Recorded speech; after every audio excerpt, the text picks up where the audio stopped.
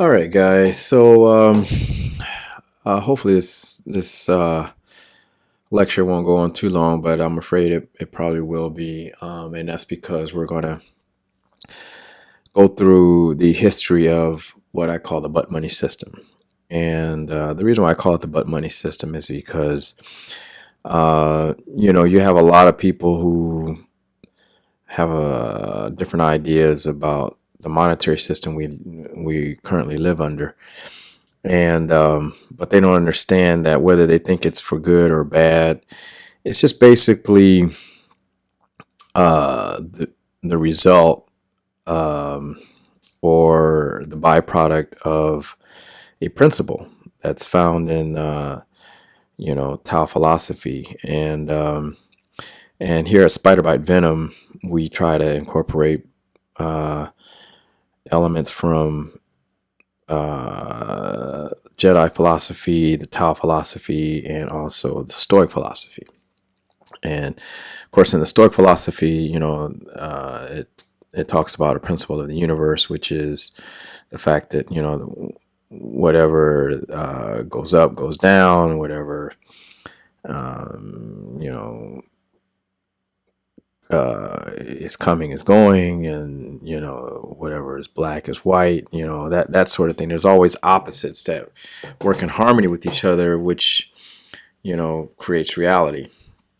And then when you look at the Jedi philosophy, there's a principle called the rule of two.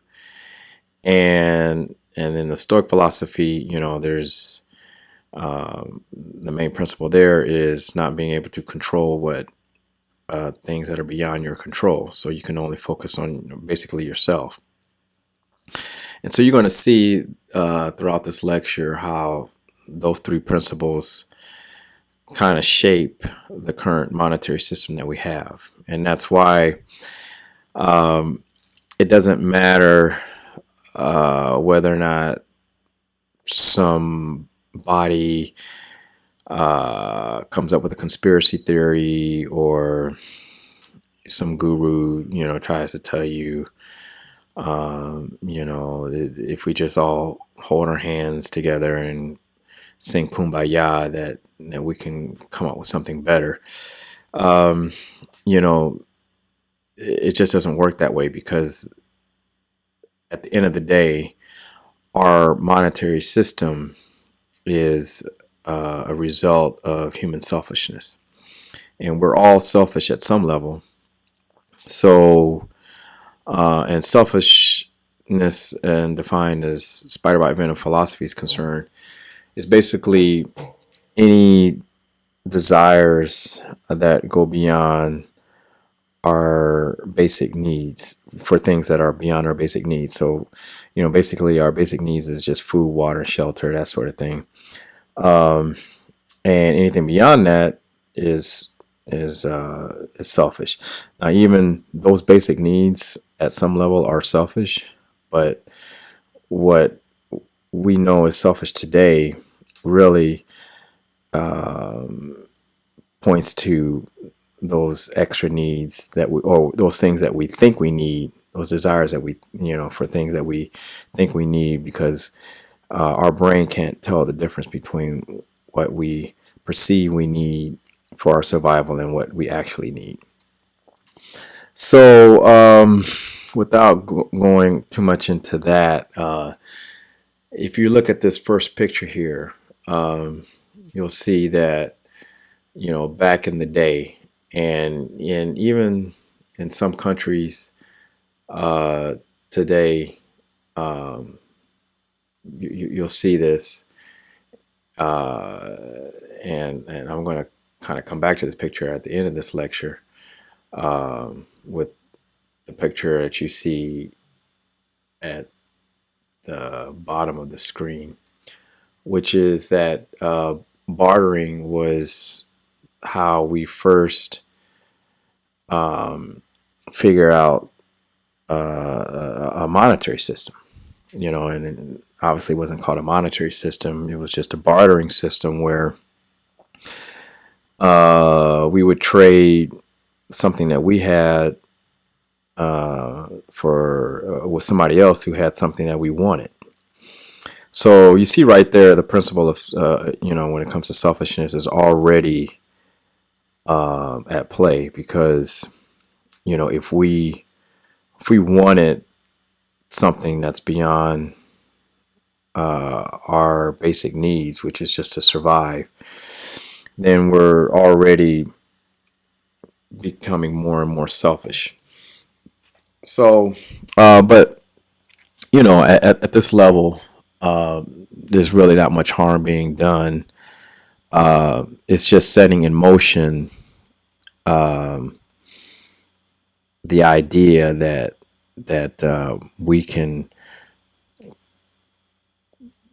come up with creative ways to get things that we don't necessarily have, and yet we want them, and it also that's what creativity is. It's actually a selfish act, but it could be, some good obviously can come out of it, and that's the beautiful thing about creativity. There's, on the one hand, it's a selfish act, but at the same time, it actually creates something. It produces something. It comes out of, there's a result that can benefit, and that benefit will be appreciated by the continuing selfish desires of other people.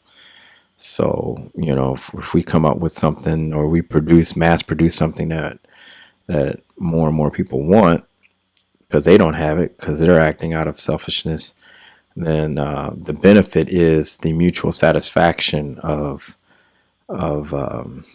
giving others something that they want, not necessarily what they need. It's just for survival, but it's just for what they want.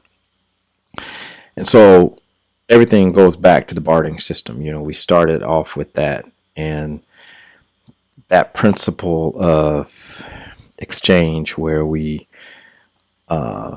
figured out that, hey, if I don't have, like, for instance, you see in this picture here, if I don't have any grains, barley or whatever, maybe I need to make my bread, and but I have some tomatoes. I can go to my neighbor's house and ask him, hey, do you want to trade your extra barley or extra wheat or whatever for some extra tomatoes that I have? And it's pretty much a no-brainer. I mean, the two neighbors would obviously make the exchange, and they're both happy, because now or at least they think they are, because now they're more and more satisfying their desires for more and more things. But as with any desire, it never is enough. Because now, let's say you get the barley and you're able to make some bread, and you already had enough tomatoes, maybe to make a salad or something. Now that you have the barley, you can say, okay, well, I'm eating better than I did before, because I have barley and I can make my bread, and I have salad on top of that.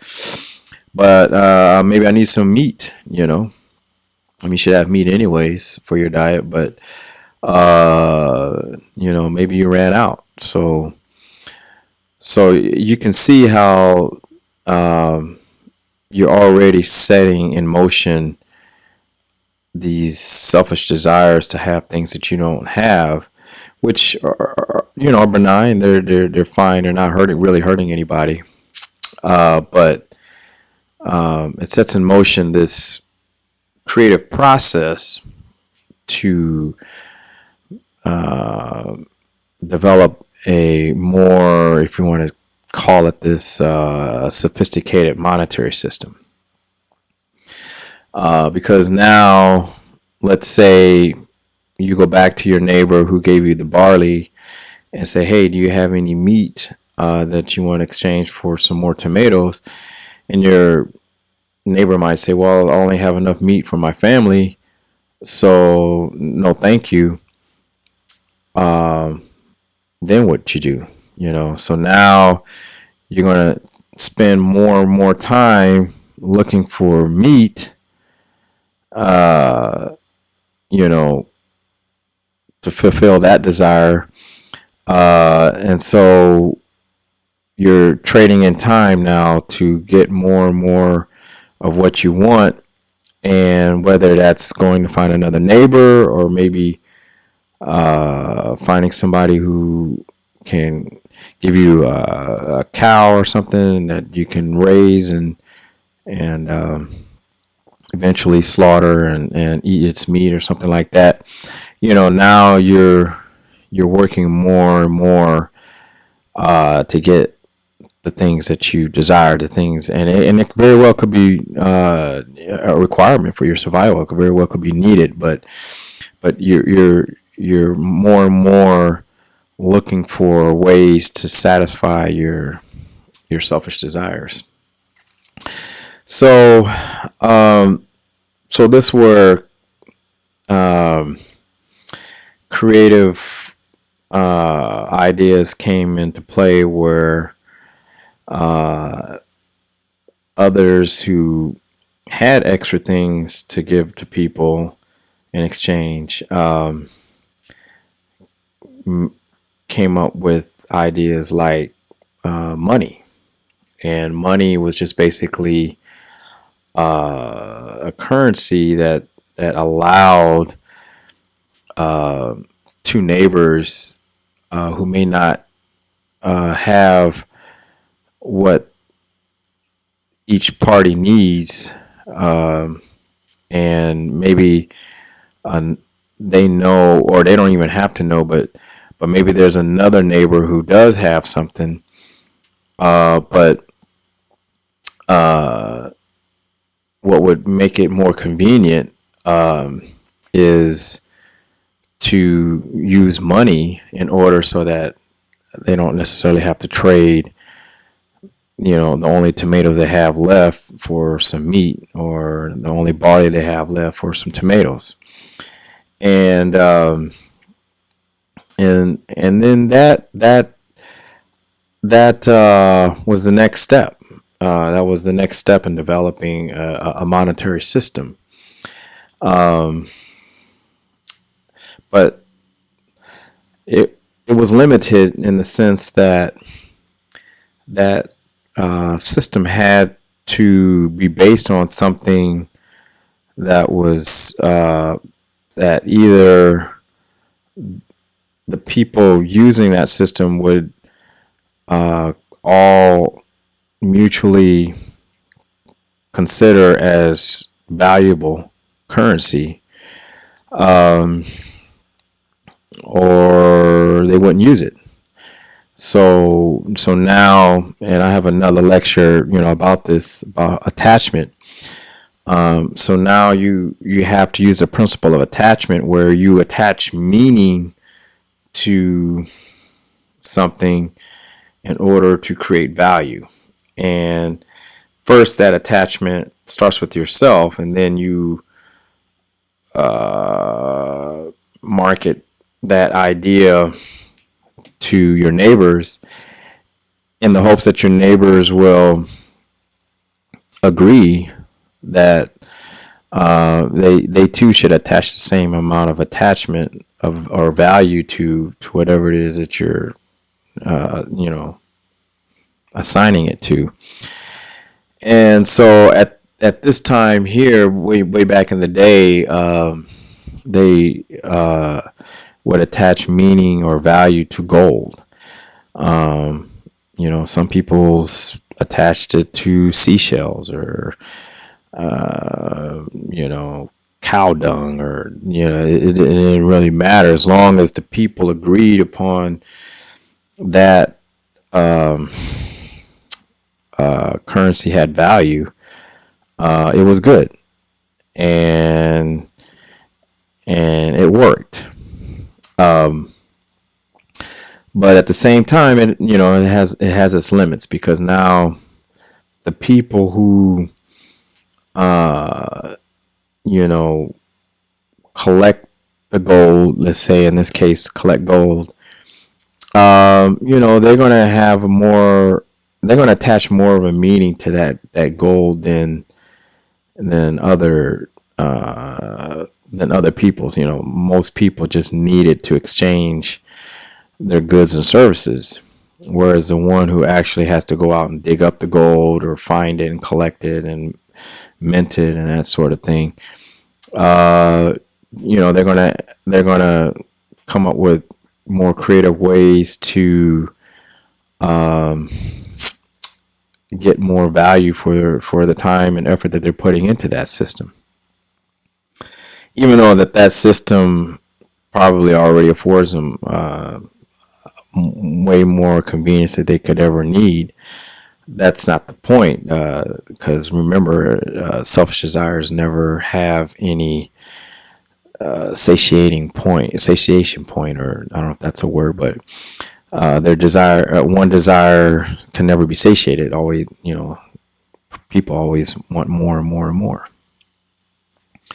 So, but in the meantime, this worked. People agreed that gold and silver, precious metals and stuff like that were good enough for coinage, and people figure that you know uh, it was enough to buy things. If they were in need of it, or not have to sell anything if they were in surplus. So, but that led to, a problem. Well, not really a problem, but a problem for people who wanted more power. And who would those people be? It would be the ones who don't have the money in the first place. Because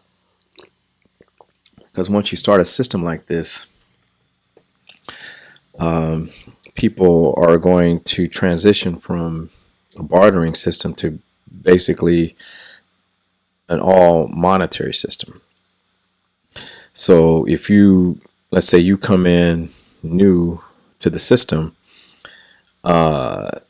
you are, and let's say you've got a bunch of crops or something like that, and you want to start doing some bartering. You can't find anybody to do the bartering, because everybody's demanding that you pay them in cash. Cash is a lot more convenient, or precious metals in this case. It was a lot more convenient, and if you just didn't have the gold and silver to buy goods and services, and it didn't matter if you had extra tomatoes or extra meat or extra barley or something like that. You had to either throw it away, or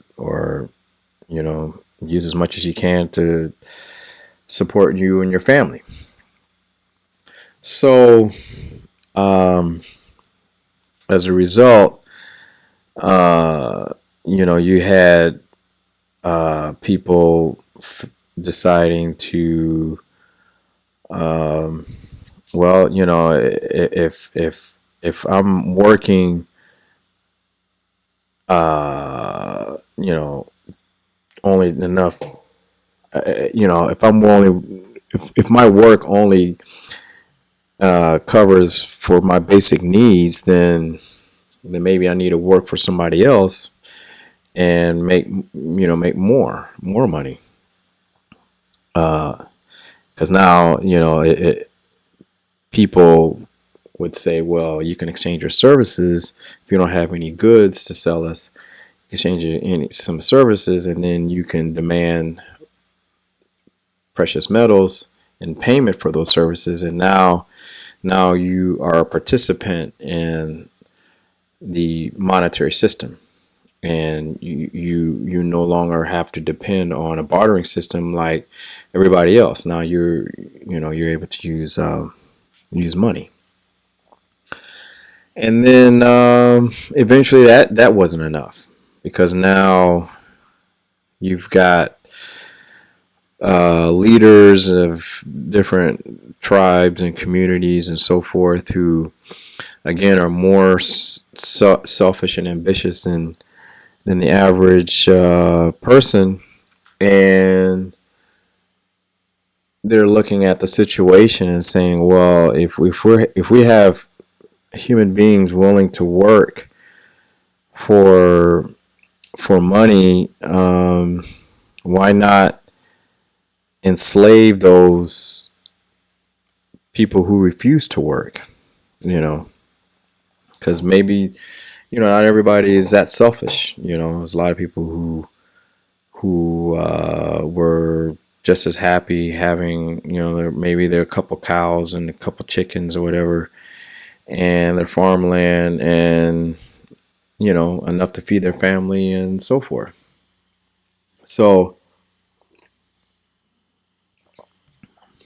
that's when certain leaders, whether they were,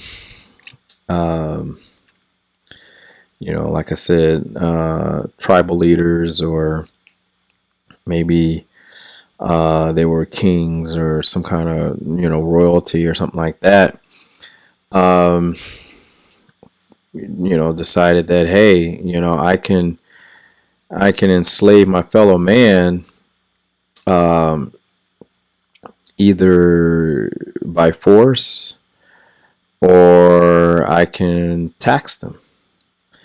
And usually they would have to use force before they tax their fellow man, because who in their right mind would pay a tribal leader or a king or a monarch or somebody a portion of their earnings for no reason? And so that's when these monarchs and these tribal leaders and so forth would come up with creative ways to get people to work for them. One of the ways they did it was, they would use religion to justify going to war with other tribes and other peoples that necessarily weren't their own, and they would tell them,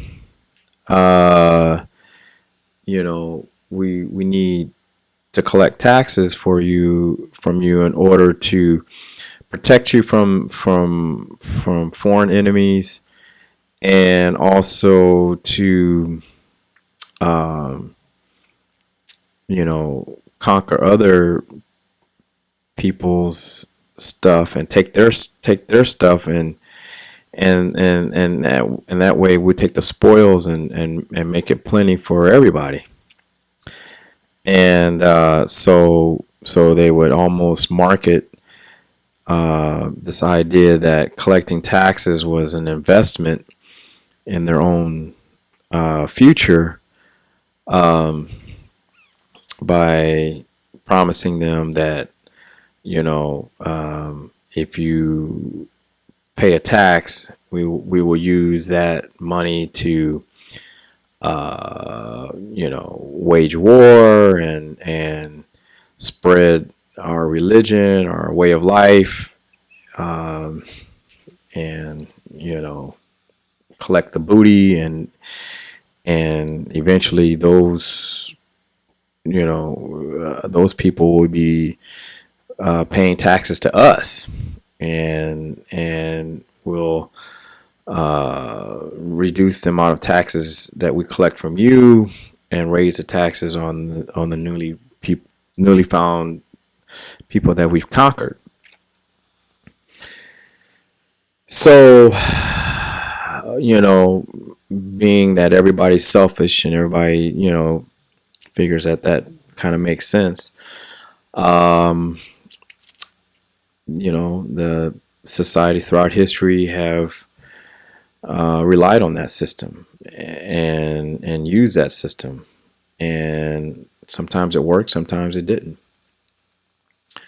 But there was a limit on again. All these systems have limits. All these systems has a trade off. Again, in the Tao philosophy, what goes up goes down, and what's black is white, and so forth.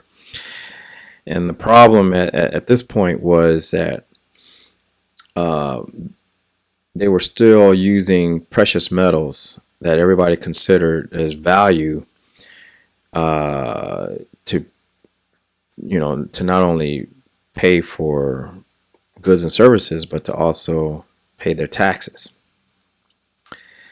And so there was not enough what a lot of monetary theorists, like I think it was Federal Reserve Chairman Greenspan, said about gold.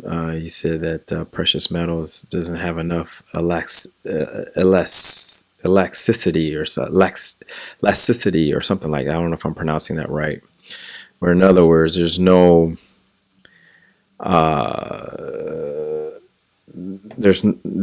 enough activity happening, which is just another way of saying there's not enough ways to speculate on precious metals.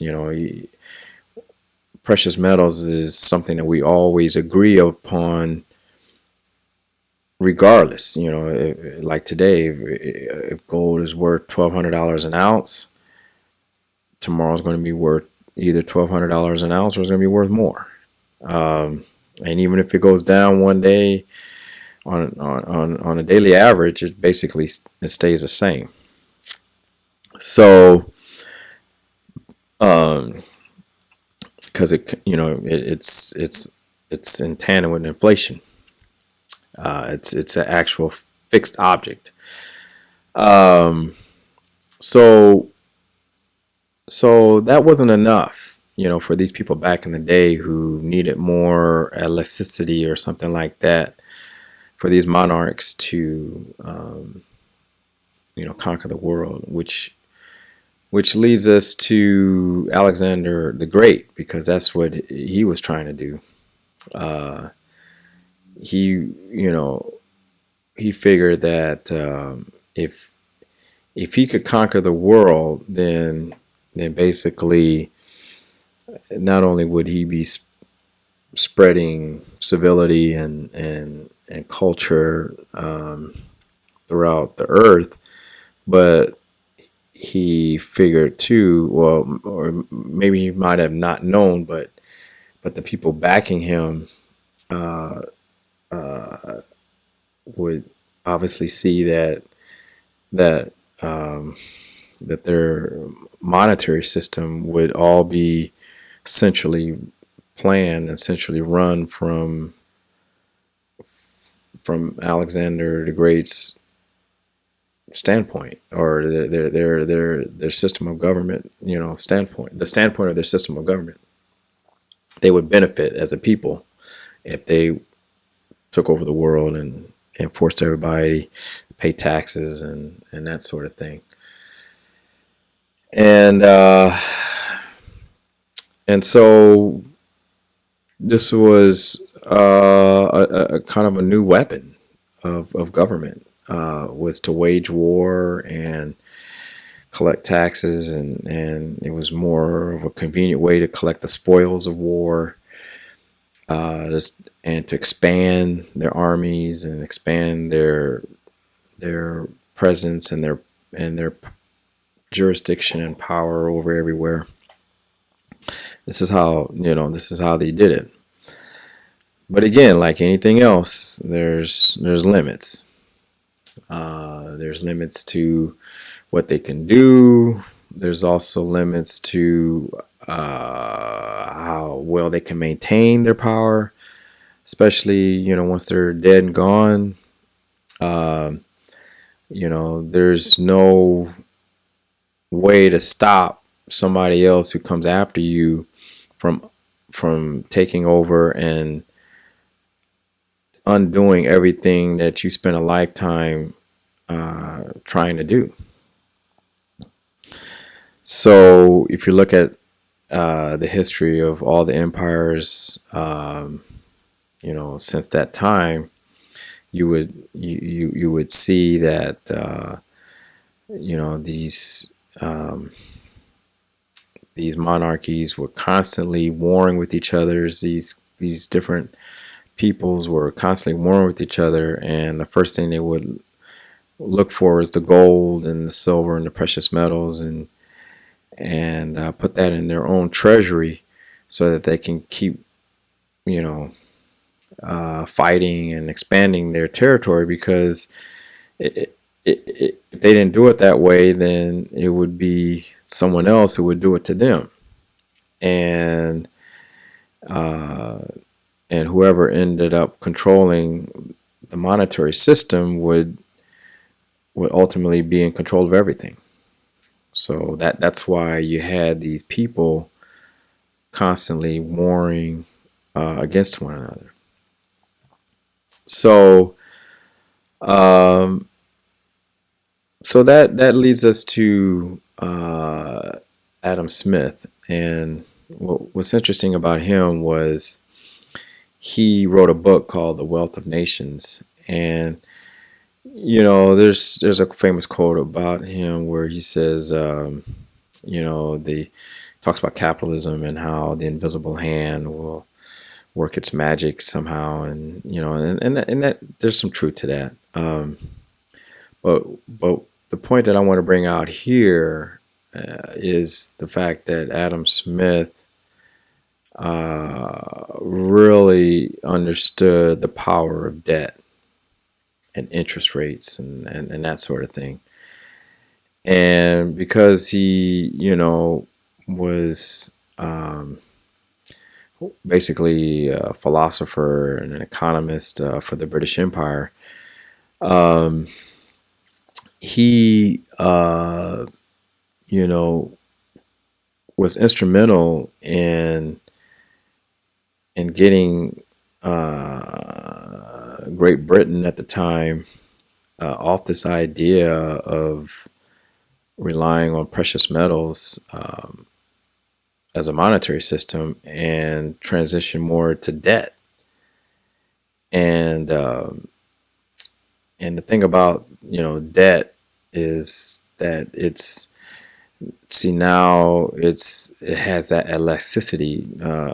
Still, I'm not pronouncing that word right, but it still has that ability to be speculated with, and so with debt and interest rates, even though people have been loaning money at interest for a lot longer time period than when Adam Smith came along, but Adam Smith, basically took it to a whole new level, basically at a level to where, if governments could borrow money and pay interest to the people who own who collected who had the gold, had the precious metals, and that money would just kind of be lent out to them, then you can come up with this whole collateral interest rates type system. And it's interesting, about collateral, because collateral, in one sense, allows whoever is in use of that collateral still keeping in their possession. It's not like a pawn shop where you have to let the other person hold it. You're actually able to still use it, but at any point you default on your loan or you default on your contract or whatever, then you have to forfeit that collateral. So so this is how Adam Smith came up with this whole idea that basically the empire could basically take over the world through debt, and and and that's where the Rothschilds and them type of people came along, where they were goldsmiths and collected precious metals and that sort of thing, and they were money changers, and they as the story goes, they had five sons, or I guess five of these members of the five sons of Rothschilds, and they just spread them all over Europe, so that and they just opened up these banks so that they would be a lender to each one of these countries, and so now the monarchies of these various countries would be in debt to the Rothschilds in order to wage war and conquer other peoples and that sort of thing. And they would use their gold, if they had any gold, as collateral. So let's say if a king or some monarch defaulted on his loan, then the Rothschilds could come and take possession of that. But most of the times that never happened, because eventually the monarchies just started using their tax collection as collateral. So whatever taxes they were collecting from their citizens or their subjects, that was used as collateral for the loans that the Rothschilds were issuing out to them. And this is why it's not necessarily a conspiracy theory, because a lot of conspiracy theories talk about the Rothschilds and the Rockefellers, because the Rockefellers kind of did the same thing over in the United States. But it's just, again, this byproduct of selfishness, of how it wasn't enough for both sides to both parties involved to be content with what they already have. Now they're coming up with schemes and ways to enslave one another, and to perpetuate a monetary system, all out of the name of convenience. And so you can also see too that this is where the marriage principle that's in the Jedi philosophy, it's called the rule of two, where now power is forced to be shared amongst the monarchies and the money changers, or the bankers in this case.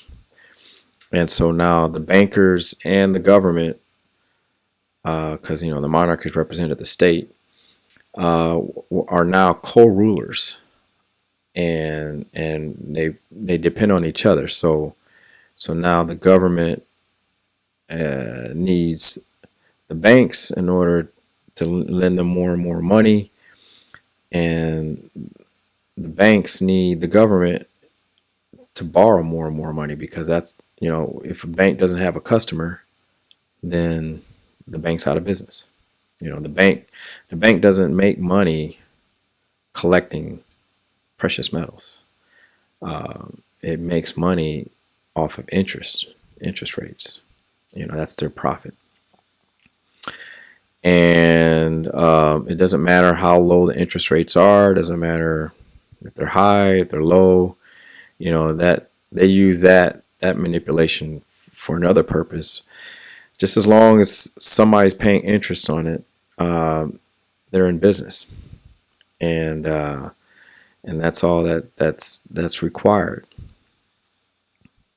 So now that you have this rule of two between the bankers and, I call them the banksters or whatever, the banksters and the governments. Um,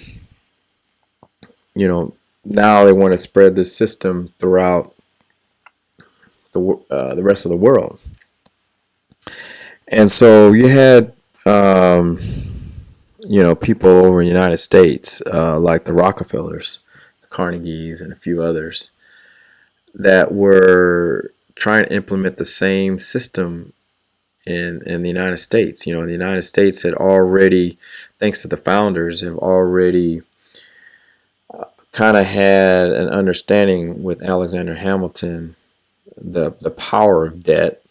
Debt is, again,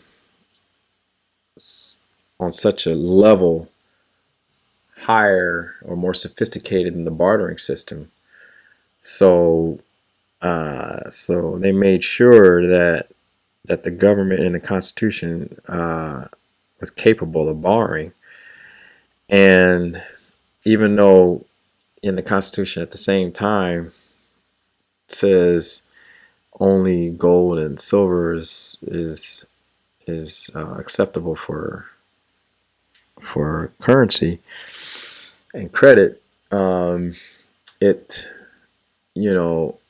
again it's the reason why there's an ambiguity in there is because the United States has three branches of government. So if one party wants to interpret it differently, then you got the judicial branch to decide to gang up and decide with one or the other.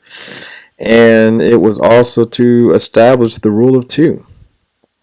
Again, this co-rulership between the economy and the government. Because in the United States there is no monarchy, but there is the government, and so in order for the Constitution and all that to work here in the United States, you have to still use the rule of two. In other words, the government has to share power with the banks or the banksters, and that means that the government, from time to time, would have to borrow from the government or from the banks, and the banks obviously would have to lend to the government because, again, if you don't have anybody borrowing money, then the bank goes out of business. So, and then at the same time, if you don't have debt, then you can't motivate, and I've talked about this in other lectures, you can't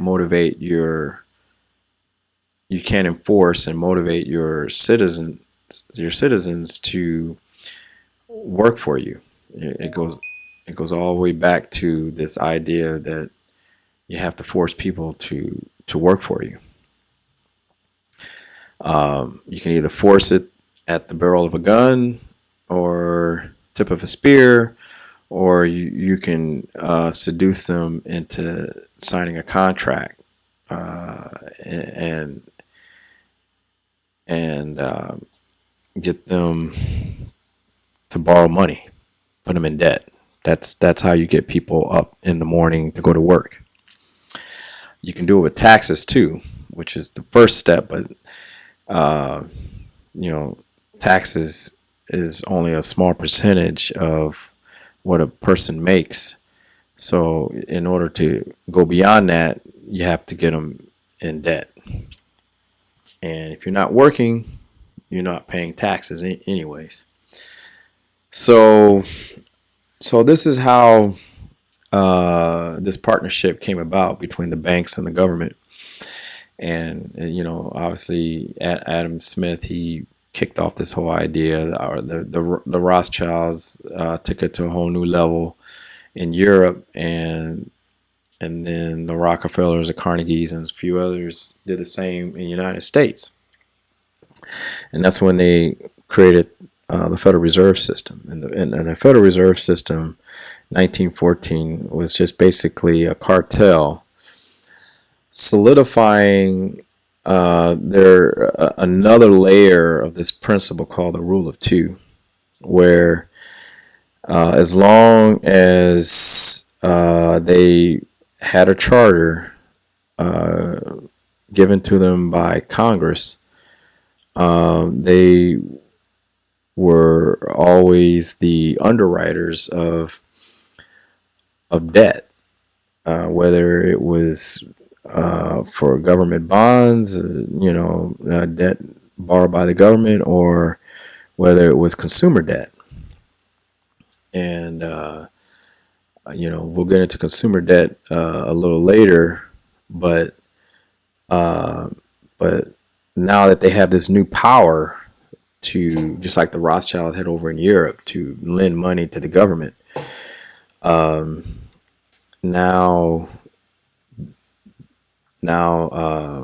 it's time to start some wars, and you, like in World War One, which is this first picture here, the United States, in both World War One and World War Two, they, they didn't start the wars. They weren't necessarily involved initially in the wars, but the banks kind of, because since the banks own everything, the media especially,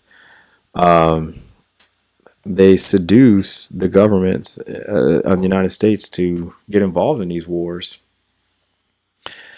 because that meant the governments were going to borrow more money.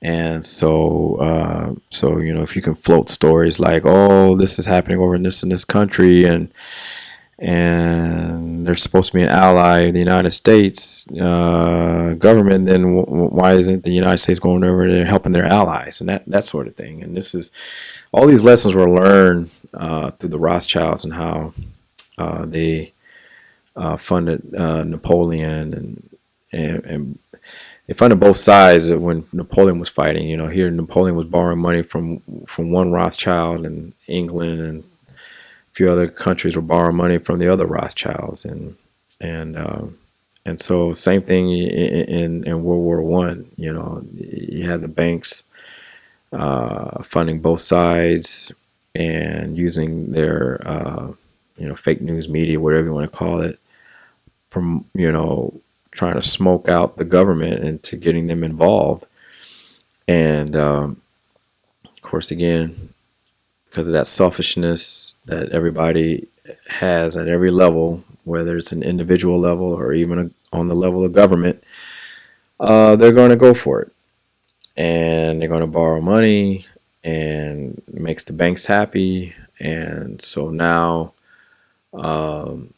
this new power is on its way. And World War One, was the first World War. I mean, and in a lot of ways, it was more deadly than World War Two, because at this time it was heavily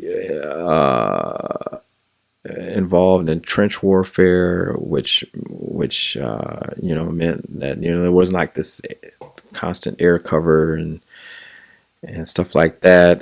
People were actually men were actually in the trenches, killing each other and shooting each other. And there was even, a few battles being fought on with cavalry and cavalries, and that's on horseback and that sort of thing. And so you had this mixture of gunfire and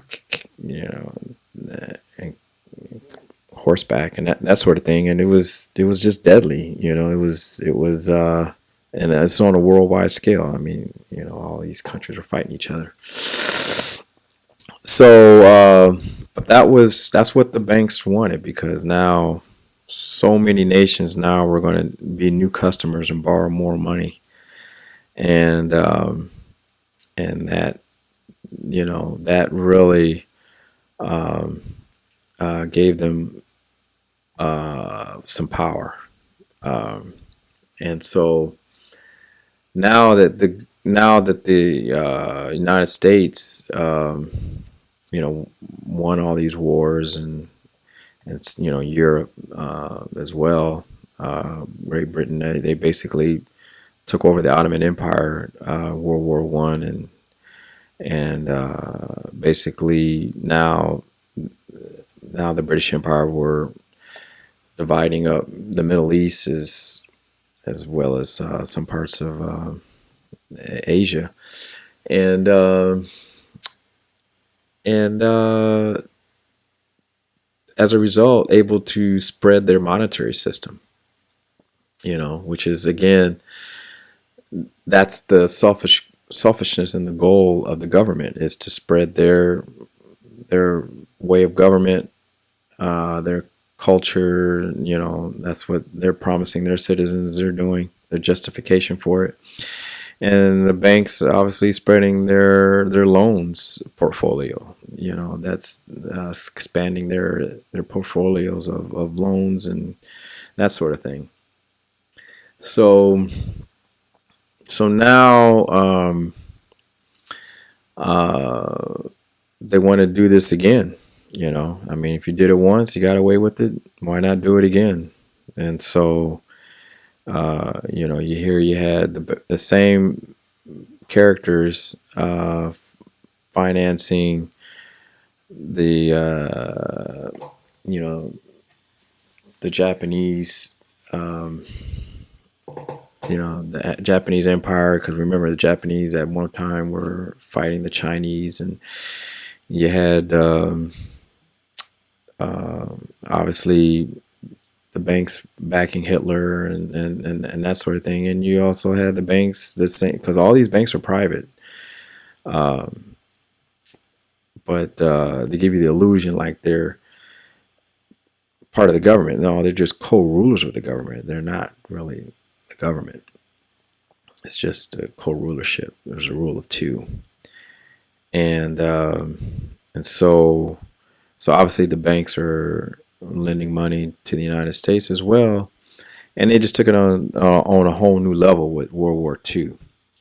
And the interesting thing about World War II is that now, not only was it bigger than World War One, but now you had a lot of nations wanting to really come up with agree upon some kind of institution that will secure the peace. And they tried it with World War One with the League of Nations, but obviously that people were too skeptical, especially the United States. They didn't want to go for it. But in World War II, people in the United States were pretty fed up with war, and especially after Harry Truman, for basically no reason at all, just dropped the atomic bomb on Japan, and so people were scared of a new war, another world war, because they knew that would be used with thermonuclear weapons. So all these nations agreed to be participants of the United Nations, and as a result, the banks, again on this principle of the rule of two, said, okay, now we can lend to the world. Now we, not only can we just lend to Europe, and not really much was damaged in the United States except for Pearl Harbor, but we can lend money to every country that wants to be part of the UN, and which was pretty much every country on earth. Nobody wanted to take that chance again. There's that fear. that fear leads to anger and hate and frustration, and then eventually suffering. Out of fear, everybody agreed to join the UN, and so the banks said, "Well, why don't we be the lender of last resort to the whole world?" So first they lent that money to Europe. And interesting thing about that is, you already had a tax system in Europe that was pretty heavy. You already had a tax system in the United States, thanks to the Federal Reserve in 1914. They even had an income tax, which meant that people's, not only was people property being taxed, whether it was year after year or monthly or whatever, but their own labor was being taxed, which in all these other countries that joined the UN, that wasn't the case. There was no income tax like that, and there weren't there wasn't this whole idea of consumer debt. Consumer debt was already being used at some level in the United States and in Europe, but in these other countries like in Latin America and Africa, the consumer debt, the type of loans and that sort of thing, wasn't, that type of system was not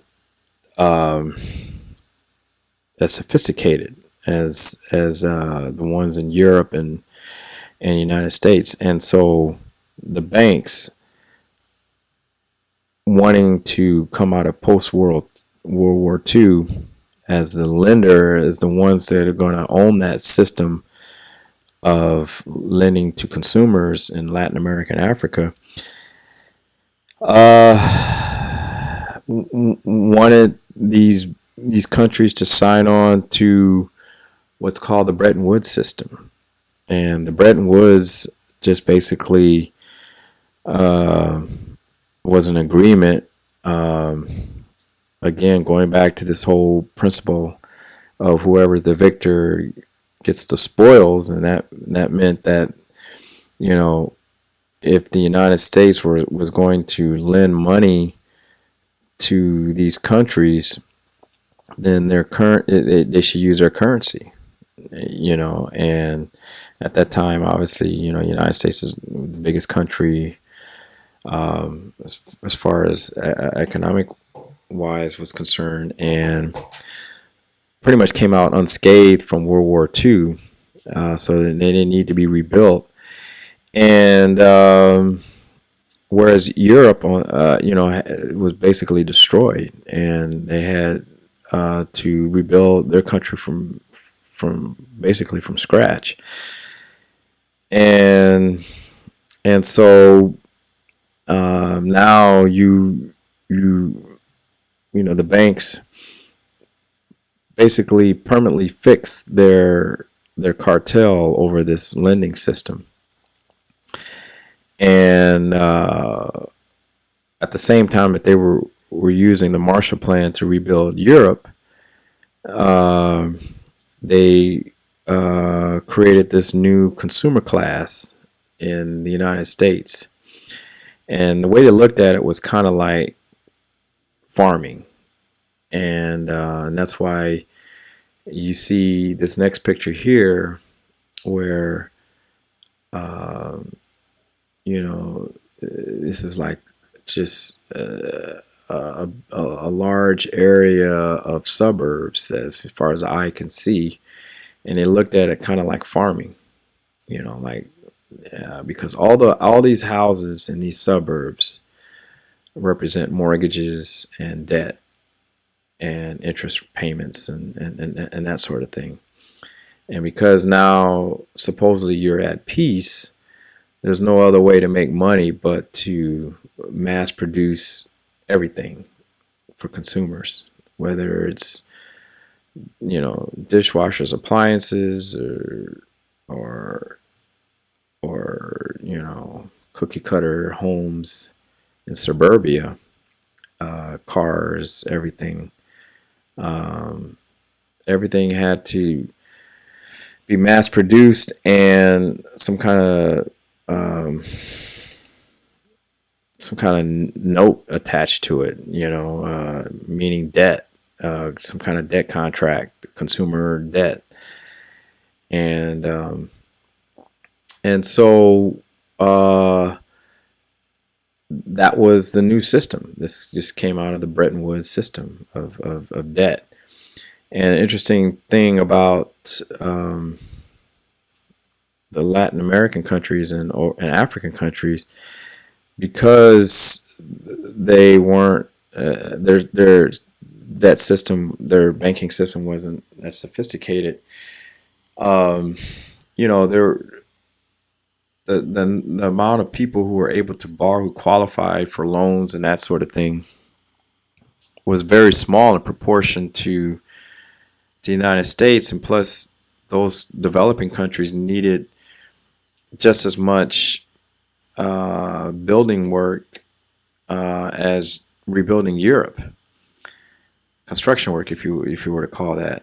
And whereas these Latin countries were going along just fine without being in debt. They were coming along. They were coming along after the United States, obviously, but at the same pace. They, if you look at how long it took the United States to become developed, the same amount of time it took the United States to become developed, Latin America and Africa were coming along in that, and basically around the same amount of time it took the United States to do it. But the problem is, now that you had the Bretton Woods system, uh, it just wasn't fast enough for the banks. The banks wanted to get whatever consumers were already quote unquote developed and ready to start borrowing money and get them in debt.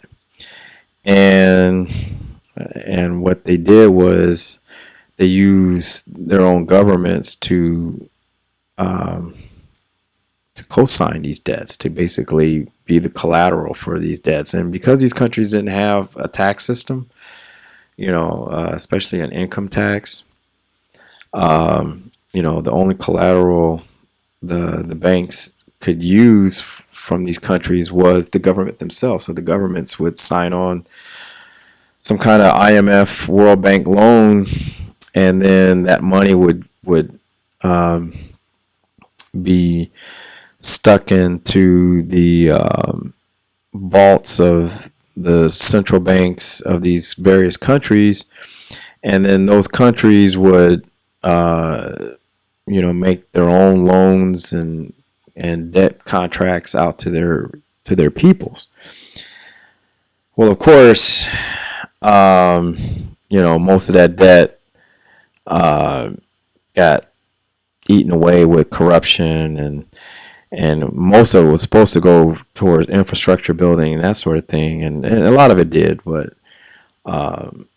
for the consumers that obviously were going to go bankrupt because they really didn't qualify for those kind of loans to begin with. Um, Now the governments were on the hook, and that was just fine for the banksters, the Rothschilds, the Rockefellers, all the people who actually own the system. They could care less whether or not these countries go bankrupt or not. And so that's where you hear this term, third world, and really, there's no such thing as a third world country. It's just a term that is used to kind of differentiate developing countries as opposed to countries that are already developed, like the United States and countries in Europe. The problem is that these countries were doing just fine without all that debt. Um, they didn't need. They were building their own houses. They didn't need these kind of suburbs, like these villages in these countries, people would just come together and build their own stuff and pay for it, out of the money that they actually had, the gold and silver, whatever they were using, to pay for it. And, you know, the debt wasn't an issue, but they were seduced into debt because now, the United States are producing all of this extra stuff thanks to the Industrial Revolution and manufacturing and all this. And so, people in Latin America and Africa are just as selfish as anywhere else. They wanted the same good life, so to speak, as how people were living in the United States. So the consumers down there went into debt just like everybody else. But again, the difference is that the government was on the hook for that consumer debt. And so obviously the consumers in these countries went bankrupt, like the Rothschilds and the Rockefellers already knew.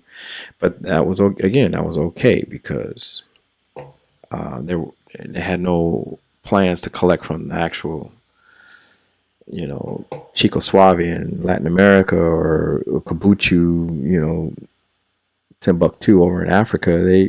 They were going to collect it from their governments. That was the contract that they signed. The government signed those contracts. So now, you got all these countries in Latin America and Africa still underdeveloped, and you had a bunch of people in these countries that didn't want to touch the debt to begin with. So that leads us to this picture here where you've got still a large portion, if not still the majority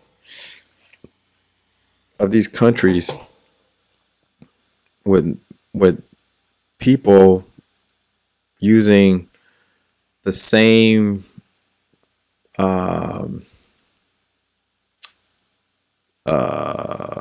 procedures and tactics and work type of tools that they were using back when they were bartering. That's why I said I was going to come back to this picture of bartering.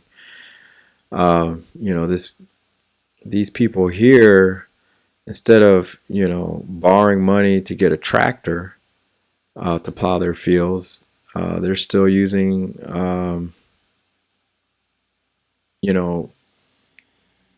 a couple of ox, a couple of animals and yoke them together and get them to plow, like they did back in the day. And that's because there's no debt. They raise those animals. Those animals plow everything for free. The only thing that they're having to do is the work themselves. They don't owe the bank for any of that money. The land that they're on is more than likely there's no tax collector. So there's no taxes that they own on that land on that end. And this is again goes back to why the term is misleading when they call them third world countries, because it's not because they're third world countries, because these people don't want to have to deal with all the tanglings of debt. And if you look at it, they're kind of smart, because where Western countries, people living in Western countries are living the rat, having to deal with the rat race and getting up and fighting traffic and road rage and all that nonsense. And their bills are all upside down. And, these people in Africa and Latin America really don't have to deal with that. But that's a problem. That's a problem for the Rothschilds and the Rockefellers and the banksters, so to speak, and the governments, because you know debt a monetary system constantly has to expand, and if you can't expand it through World War III, because that would mean mutual assured destruction through thermonuclear weapons, and you can't expand it through more and more suburban cookie cutter homes, um, you know, because 2008 was the end of that. Uh, with that slicing and dicing of mortgages and all that. That was just an admission that system was over. So the consumer credit system is over. The debt government system is over, which is why you have interest rates now at -0. So that means the government is so now you have both the consumer and the government refusing to borrow money from the banks. And remember what I said about the banks. If they don't have any customers, they go out of business. So how do they fix this problem? Well, this is not conspiracy, but this is what you're seeing today. You're seeing a crisis in what? The immigration, illegal immigration. And people, they want to complain about it all they want, and they're justified in doing that. But they just don't understand the real cause of illegal immigration. The cause of illegal immigration is because the banksters, these people that run the system, and they've already admitted this on so many different levels, they just haven't explicitly said so. But they need new consumers to come from these countries. While these blacks, migrants, these blacks, if they're not migrants and they're just staying in their own country, using cows and ox and whatnot to plow their fields, and already live in houses and have their basic needs already cared for and don't have to pay taxes on anything, then they're quote unquote useless eaters. They're not producing, they're not paying any interest rates, they're not consuming anything. When I say consuming anything, they're not getting in debt. So how do you get these people off their land and into a situation where they're in debt? Well, you destabilize their countries. And that's why you saw in Libya, that country was destabilized for no reason. You also at the same time saw countries like Venezuela destabilized for no reason, because because they own the media and the celebrities and all these people who are just useful idiots and tools to promote leftist ideas and that sort of thing. They back these dictators and dummies who don't know any better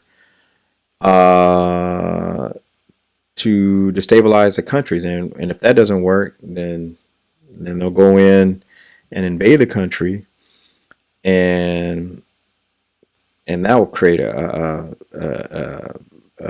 migrant crisis. And it's on purpose. It's on purpose, but at the same time, it doesn't even require planning. It's again, this is just the byproduct of the system. The system was going to eventually go this way regardless, and that's because there is no debt. If you have the world's reserve currency basically going out of business, then eventually people in these other countries who use that currency to pay back their own debt are going to stop using that currency. There's no reason to. If that currency, if these countries like the United States are no longer producing any goods and services that these countries need, or they can get it from some other country like China, what's the point in using the dollar as a world reserve currency? So basically the Bretton Woods system is now finished. And so as a result of that, um, the United States is going to be encouraged to go to war, and start destabilizing some stuff. And and these people who at the end are on the other end are going to have no choice but to flee their countries and try to get on boats and whatnot and go to the United States or go to Europe. And once they're in Europe, then you have the same marketing, the same celebrities, the same media that's owned by the same banksters, promoting political correctness in order that you accept these migrants, you accept these people so that they can be your new consumers. And what's so interesting about this whole thing is that, again, it's not a conspiracy theory, because Adam Smith, one of the things that he came up with was the term investment, where he basically said, why not apply? I mean, he didn't say it like this, but this was obviously his thinking. He was like, why not apply the rule of two, which is the co-rulership, the sharing of power, by giving both the investor and the one who's originally invested in the endeavor or whatever, a stake, something to lose, put them both at risk. And basically what he meant by that was, the whole bond system, the whole stock market, the whole investment class, whatever you want to call it, it's just a rule of two. It's you as a worker taking some of your hard-earned money and investing in their portfolio of stocks and bonds. So that way, when that money is used to pay off previous debt, because remember, debt is all constantly rolling over. It's used as also as collateral for future debt. And if you can't find any new customers to borrow more money, because either your generation is too old to borrow more money, or they're already too much in debt, then ultimately it's you who is demanding illegal immigration. Because without illegal immigration, without new people coming in and replacing old customers, then your 401k, your pension fund, whatever you want to call it, is worthless. Because again, who are you going to sell your stocks and bonds to? What generation are you going to be able to sell your stocks and bonds to? I mean, you've already pit the Western population in decline. In other words, they're having fewer children than they require to replace themselves.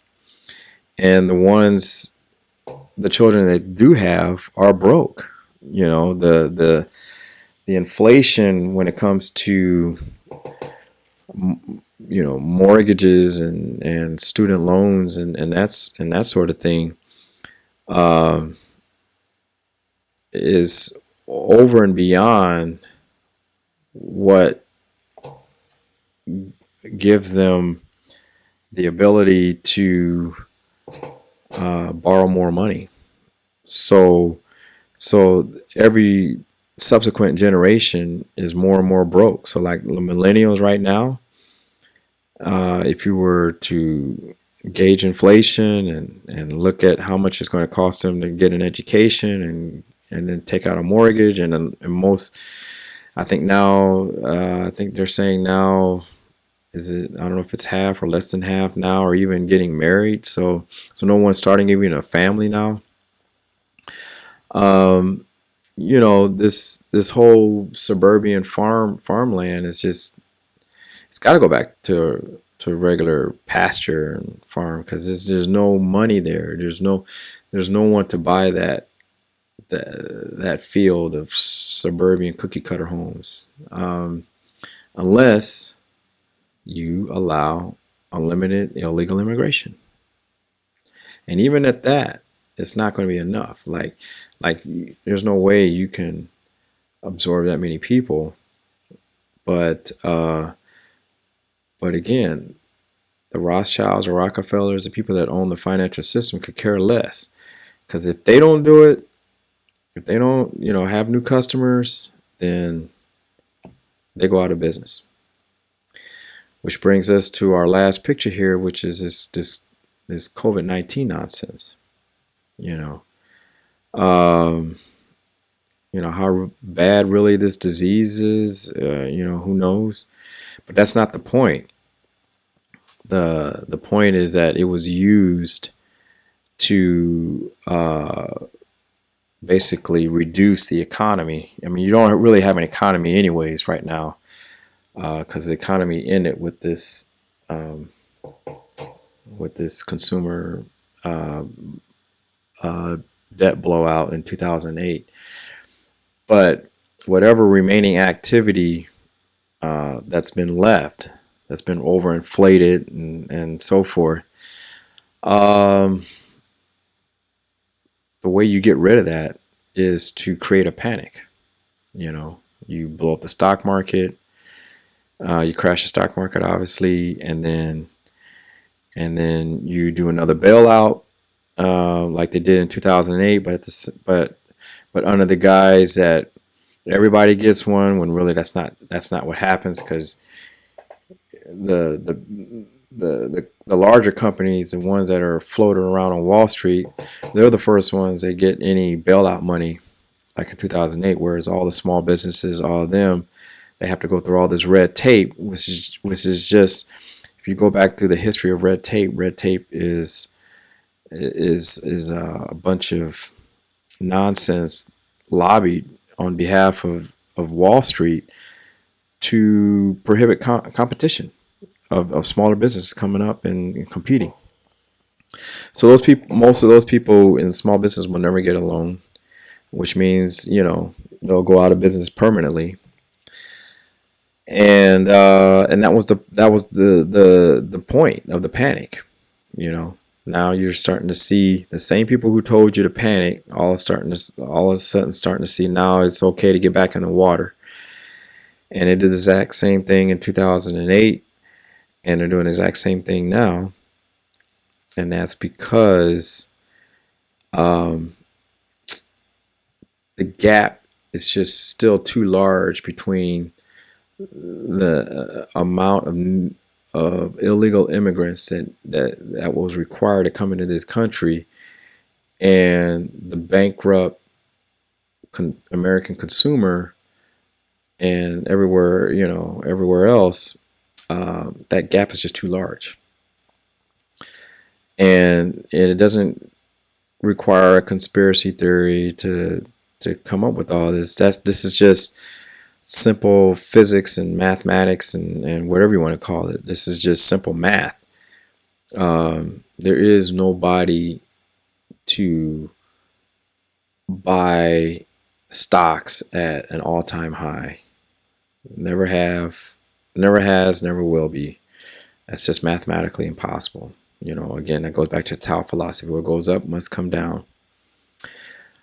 Um, there's nobody to buy all these cookie cutter suburban homes.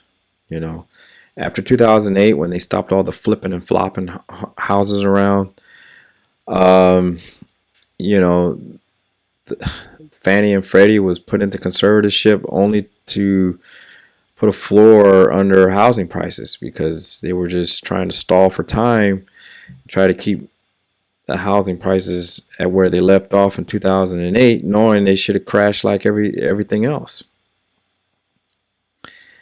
And so now you're seeing that no one's able to buy this stuff still, and that's because there's just not, even though you've had unlimited illegal immigration in this country, it's just still not enough.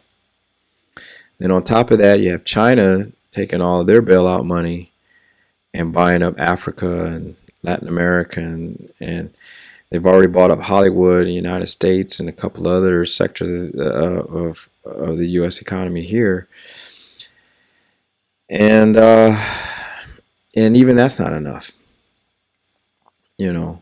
because what you're looking at since Bretton Woods is a systemic bankruptcy in that system.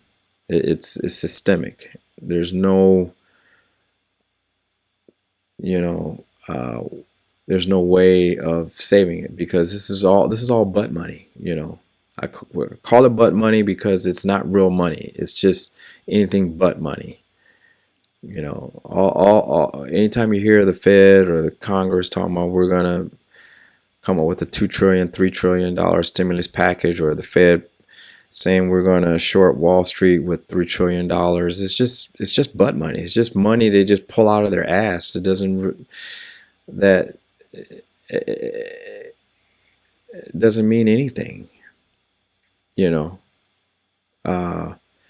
This is why technically Bezos and of Amazon and Bill Gates and Microsoft, all these paper billionaires are bankrupt because their money doesn't mean anything. You don't have anybody to buy what they have to offer. Like, I mean, as long as the system is, is being subsidized, like take for instance Amazon. The only reason why Amazon is in business because the United States government subsidizes their shipping. If the United States didn't do that, Bezos would be out of business tomorrow. And where does the United States get the money to subsidize Jeff Bezos? They borrow it. That's part of the $3 trillion here, $6 trillion there. That the Federal Reserve just pulls out their ass. And that's but the moment that they stop doing it, Bezos is out of business. Now, whether or not that'll happen is probably unlikely because, again, even at that level, there's the kind of this sharing of power. It's kind of a ruler of two.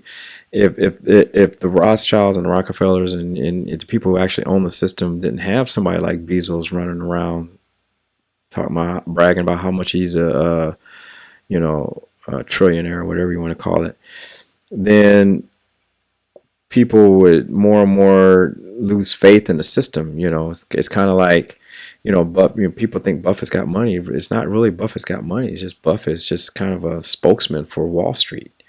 Because if Buffett says I'll buy this stock here, then all the dummies and the suckers will go buy that stock, not knowing that he's he's the one that's selling it to you. You know, I mean, if you're a buyer, there's got to be a seller. You know, so um, but it's a lot different than these people who actually own the system. The people who own the system, they need dummies like Buffett and Bezos and them to brag about how much money they got, so that you think it's okay to risk your hard-earned money, or so you can take a chance and take out a loan to open up some small business that's going to get wiped out by some COVID-19 nonsense.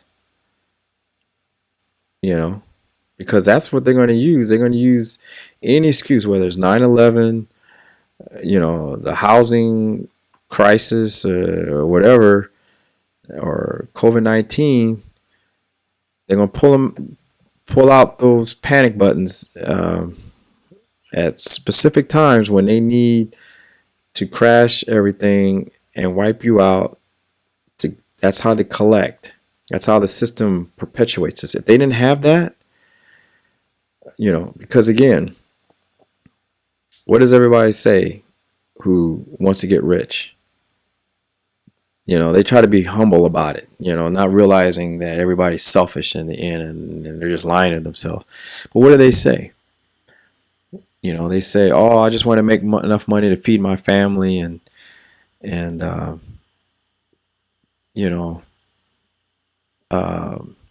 have some free time to go on vacations and that sort of thing. I don't want to be as rich as Jeff Bezos or Bill Gates or one of these clowns. I just want to, maybe a couple million would be good. I just want to just live the good life. That's all I need." Well, that's not good enough for Rothschilds and them. You won't have a system like that. They want you to go, think way more and beyond that, and they know that you really think more than beyond that, because you're selfish. And so, as soon as you fall for it, then that's when they're going to come along and wipe you out and say, "Oh no, now you gotta shut your business down or go on lockdown because some COVID-19 nonsense." And that's because you fell for it. And that's because you don't understand the butt money system. That's how the system works. The system has to collect every so often. Every 7 to 10 years, they gotta collect. And the way they collect is they wipe out all the small businesses, wipe out the consumer first, and they either find new consumers like illegal immigrants, or if they wipe you out, then all of a sudden they'll lower interest rates. They'll try to lower interest rates down below than what they had before, so that you feel stupid enough to jump back in and borrow some more money. That's how the system works. That's how the butt money system works, and that's the history of it. So, anyways, this is just the first lecture on the butt money system. There's going to be future lectures on this, but I thought I would talk about this in light of, now it appears the lockdowns are starting to come off, and people are starting to go back to work and that sort of thing. But all this stuff is predictable. It's funny how they dragging out all the same naysayers who said, "Oh, we gotta stop everything and go on lockdown." Now the exact same people are saying, "Oh, it's overkill," or we got to go back to work. Well, they should never went on lockdown in the first place. And that's because they know that most people are retarded and stupid and will never understand the history of the butt money system. Because if they did, where it's like you gotta inflate it, and then through inflation and deflation, whatever way they want to go, and just pull back the loans, expand the loans. That's how they loan and collect, foreclose on you. Because the mass majority of people don't understand that, They're always going to get caught in the nonsense. And then, in typical British fashion, where they laugh at you on the BBC, in a few months from now, or maybe next year, you see all these documentaries coming out about how COVID-19 was all nonsense, and it was, it was overkill to do the lockdowns, and secret documents reveal that the experts knew it was all made up, you know, bullshit or whatever. It's just, it'll all come out at the end, because that's, that too is part of the selfishness, that the people's desire to know why they're suffering, but by then it's too late, and this is why here at Spider Bite Venom, I'm trying to educate as many people as I can. Not so that you can go out and make tons of money in the stock market. It's just so that you can defend yourself. That's what Spider Bite, the slogan is, peace of mind is the most powerful thing in the universe. So once you understand, once not, it's like the Jedi, it's for knowledge and defense.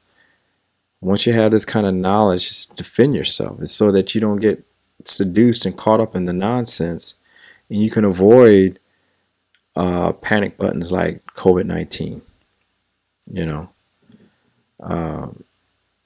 That sort of thing. So, anyways, I hope I made some sense here, and I hope you gained some insight into how the butt money system works, and learn something here. And yeah, so like I said, this is the first lecture. There'll be obviously some more on this subject, and until then, just be careful. Thanks.